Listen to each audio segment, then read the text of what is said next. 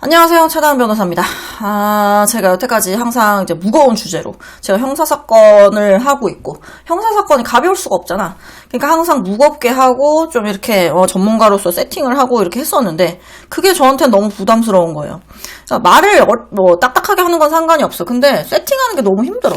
그러니까 그때 유튜브를 하면서 이렇게 시의적절한 말씀을 좀 드리고 정말로 좀 귀담아 들을 만한 얘기를 해드릴 수가 있는데, 그거를 제가 못하고 그러다 보니까 좀 아쉬운 부분이 있었어요. 그리고 이제 최근에 인하대 사건도 그렇고 강남역 사건도 그렇고 전두환 사건 이런 것들 얘기를 하면서 기자들이랑은 굉장히 실시간으로 소통을 하거나 인터뷰도 하고 그렇게 하는데, 그리고 제 블로그에도 나름 그때 적으려고 노력을 하고 있고요.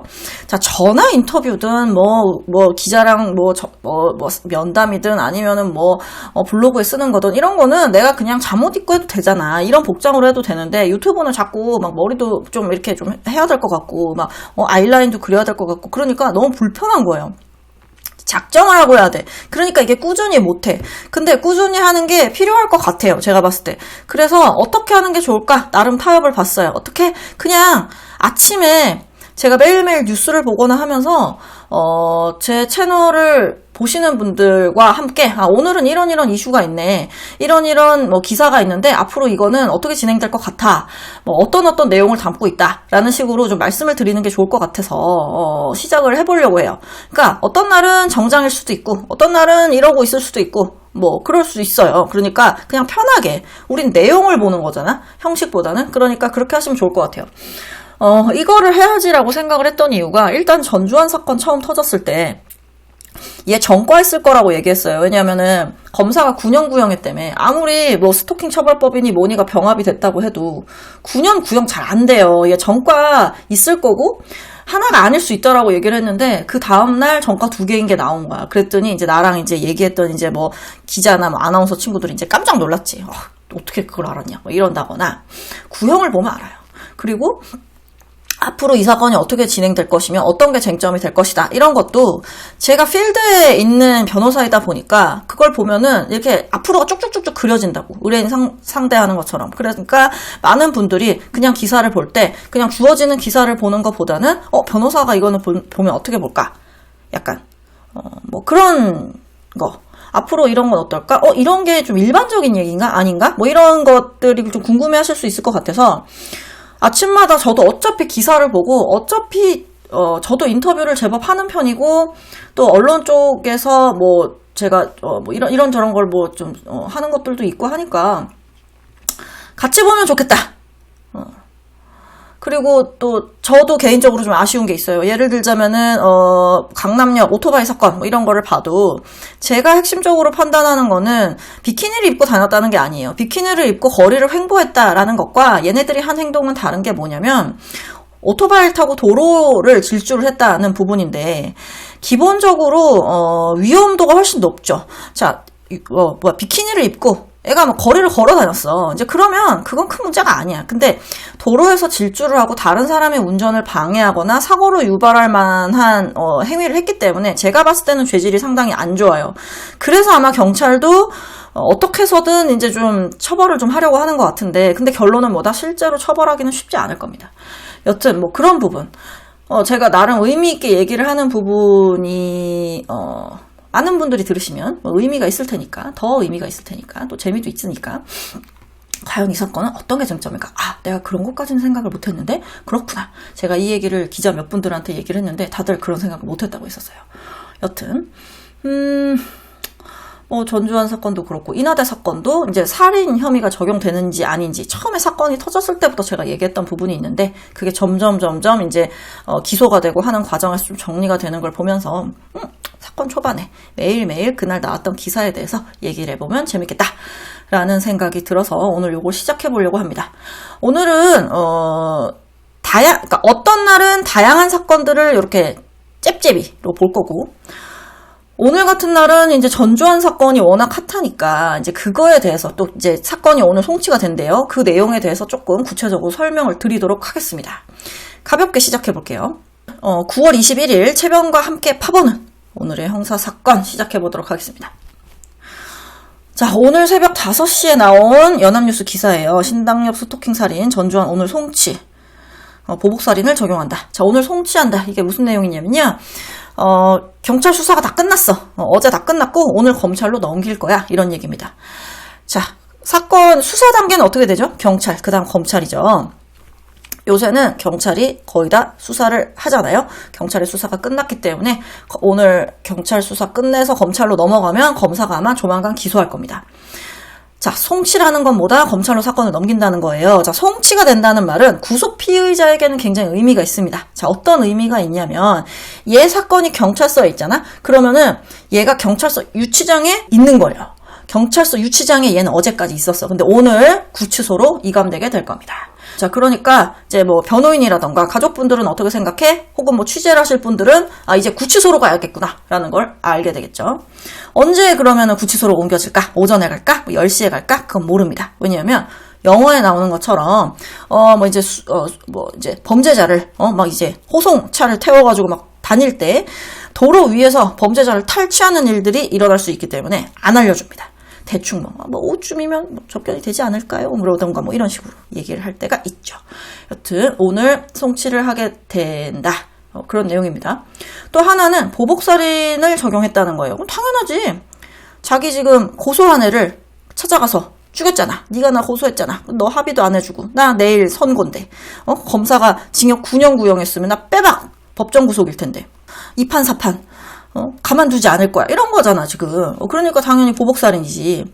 제가 유튜브에서도 설명을 드린 바와 같이 보복살인은 형이 굉장히 높습니다. 일반 살인인 경우에 사형, 무기징역, 그 다음에 징역 5년 이상의 형에 처하도록 되어 있는데요. 보복살인은 특가법에서 특별히 가중처벌하도록 되어 있는데 얘는 하한이 징역 10년이에요. 사형, 무기징역, 징역 10년 이상. 자, 아까 뭐라 그랬어? 일반 살인이 5년 이상이라 그랬잖아. 근데 얘는 10년 이상이라니까? 그러니까 얘는 아주 특별한 감형 사유가 있지 않는 한 10년 이상 맞겠구나. 이렇게 생각을 할 수 있는 거죠.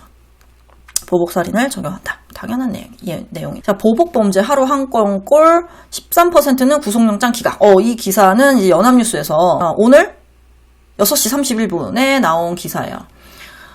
야, 이 보복범죄가 이렇게 많다는 걸 저도 처음 알았어요.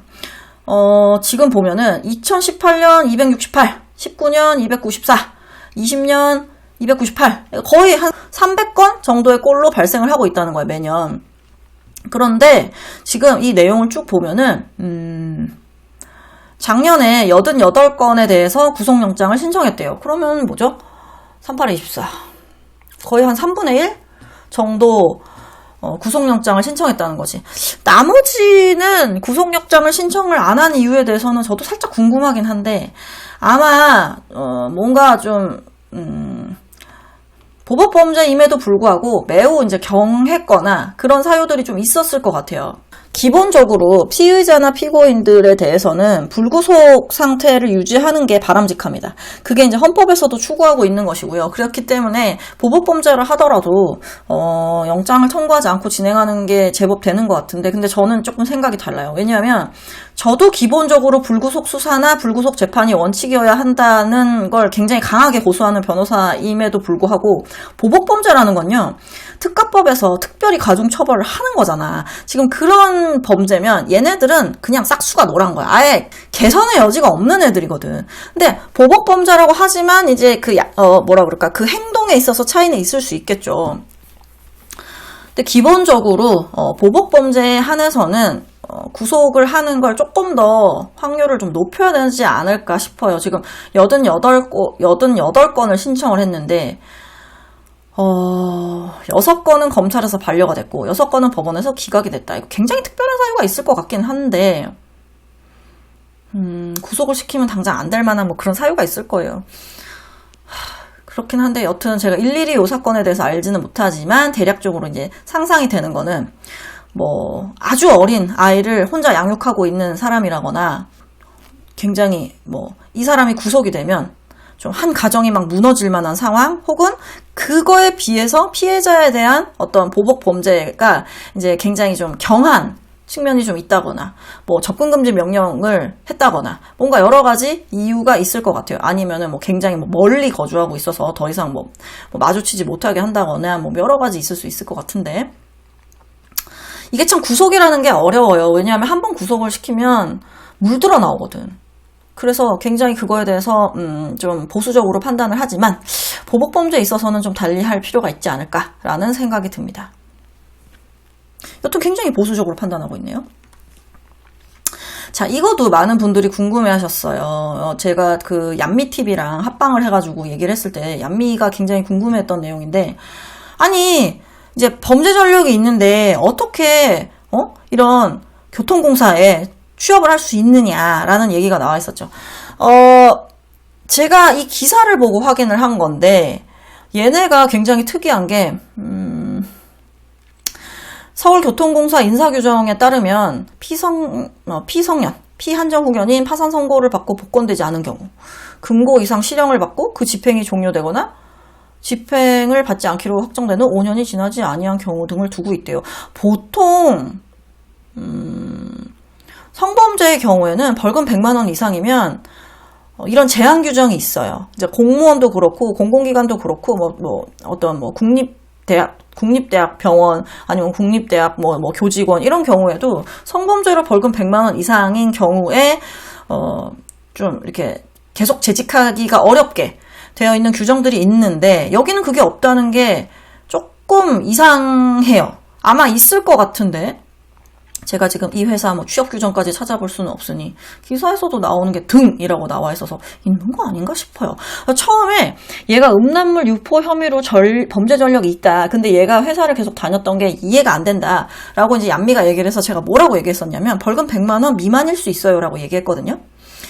벌금 100만 원 미만이었다고 한다면 아무 문제가 없었겠죠. 그래서 보통 이렇게 직장에 다니고 있는 경우 벌금 300이냐, 500이냐, 30이냐, 얜 이게 중요한 게 아니야. 자, 벌금형이 전과가 남는다는 건 똑같아요. 자, 벌금형이 세게 나오냐, 적게 나오냐는 사실상 개인에 대해서는 크게 차이가 없는데, 이렇게 공기업에 다니고 있거나 공무원인 경우엔 굉장히 민감합니다. 왜? 100만 원을 기준으로. 얘는 100만 원 미만이냐 이상이냐만 중요하지, 100만 원 이상이면 사실 1000만 원이든 700이든 얘는 상관없어요. 어차피 회사 계속 못 다니거든. 근데 100만 원 미만인 경우에는 다닐 수는 있어. 이제 경징계를 받을 수는 있겠지만, 어쨌든 그런 식으로 차이가 있어요. 보통 이런 거를 진행을 할 때 회사에 알리지 않는 경우들이 대부분이고, 자, 공무원인 경우에는 입건이 되는 순간 바로 통지가 가게 돼 있습니다. 그런데 이제 공공기관이나 이런 경우까지도 그렇게 철저하게 하고 있지는 않아서, 게다가 무죄 추정의 원칙이 있잖아. 그러니까 실제로 예전에 사귀었던 여자친구가 고소를 했는데 아무 문제가 없어서 혐의 없음 받거나 이런 경우들이 있어요. 그런데 이게 입건이 됐다라고 해서 바로 통지가 가서 직장 내에서 지금 업무에서 좀 배제를 시켜야겠어, 이렇게 돼버리면 이 사람은 실질적인 타격을 받게 되기 때문에 문제가 생길 수도 있고 억울한 일이 발생할 수 있어서, 굉장히 수사기관 입장에서도 증거가 명백하거나 그렇지 않은 한 통지하는 것을 조금 꺼리죠. 그런 것들 때문에 아마도 초기에 알려지지 않았을 것이고 100만 원 미만의 형이었기 때문에 딱히 문제가 없지 않았을까라는 생각이 들었는데, 아닐 수도 있을 것 같아요. 결격 사유에 대해서 딱히 여기에는 규정이 없다는 식으로 얘기가 나와 있어서. 그래서 이게 뭐가 중요할 것 같냐면, 제 생각에 매년 범죄 그 정보를 좀 갱신하는 거를 회사에서 좀 도입을 하시는 게 좋을 것 같아요. 얘가 당장 벌금형이 나왔다고 해서 당장 직장에 통지가 되는 게 아니라고. 그러니까 처음 입사할 때만 얘 범죄 전력 조회를 내게 동의를 해줘, 이런 식으로 하는 것뿐만이 아니라 매년 혹은 2년에 한 번씩 너 범죄 경력 조회를 좀 해봐야겠다. 너 그 사이에 뭐가 문제가 되는 게 있지 않니? 만약에 그렇게 된다면 우리는 너랑 이제 계약을 더 이상 연장할 수 없어. 혹은 너랑 더 이상 같이 일을 할 수 없으니 너는 좀 해직 처분이 되거나 이렇게 될 거야. 라는 식으로 체계적으로 하는 게 좋을 것 같아요. 대부분의 회사들은 그렇게 안 하고 있는 것 같거든요. 그래서 좀 애매한 부분이 있다. 라는 점입니다.